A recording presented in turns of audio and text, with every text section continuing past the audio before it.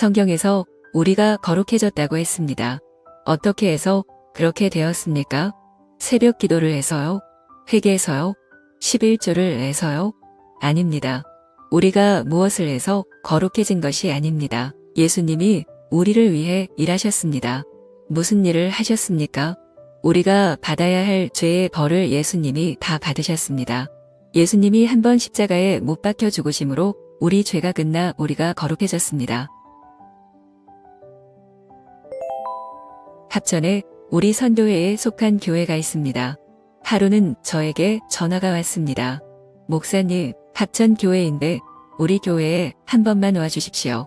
못 가겠다고 할 수 없어서 가겠다고 했지만 바빠서 틈이 나지 않았습니다. 그해 겨울에 진주에 있는 진주문화예술회관에서 크리스마스 칸타타 공연이 있었습니다.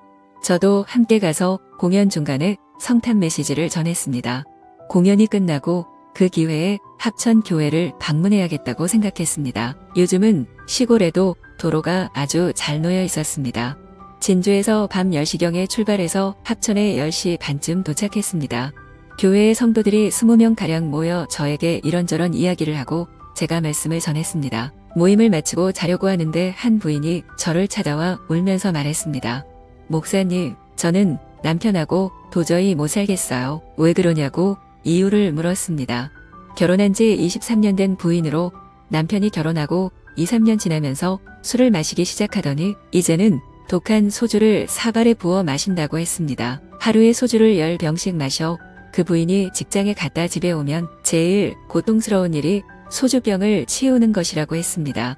소주병이 마루에도 있고 거실에도 있고 안방에도 있고 대화도 안 되고 남편하고 더 이상 못 살겠다고 했습니다. 제가 울지 말고 다음날 아침에 남편을 데리고 오라고 했습니다.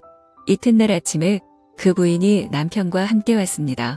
남편은 새벽에 일어나 바로 소주 한 병을 마셔 입에서 술 냄새가 풀풀 났습니다. 제가 성경을 펴서 그 남편에게 히브리서 10장 14절을 읽어보라고 했습니다.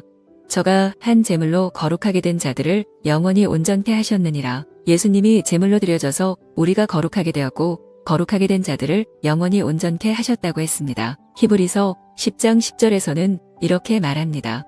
이 뜻을 쫓아 예수 그리스도의 몸을 단번에 들이심으로 말미암아 우리가 거룩함을 얻었노라. 성경에서 우리가 거룩해졌다고 했습니다. 어떻게 해서 그렇게 되었습니까? 새벽 기도를 해서요? 회개해서요? 11조를 해서요? 아닙니다.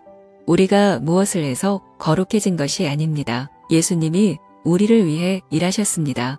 무슨 일을 하셨습니까? 우리가 받아야 할 죄의 벌을 예수님이 다 받으셨습니다. 예수님이 한 번 십자가에 못 박혀 죽으심으로 우리 죄가 끝나 우리가 거룩해졌습니다. 슬픈 사실은 오늘날 많은 교회에서 죄인이라고 가르칩니다.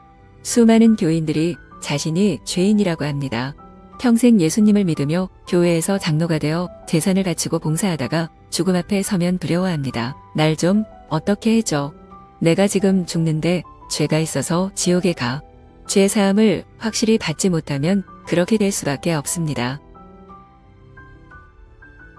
시청해 주셔서 감사합니다. 유용하게 보셨다면 구독, 알림 설정 부탁드려요.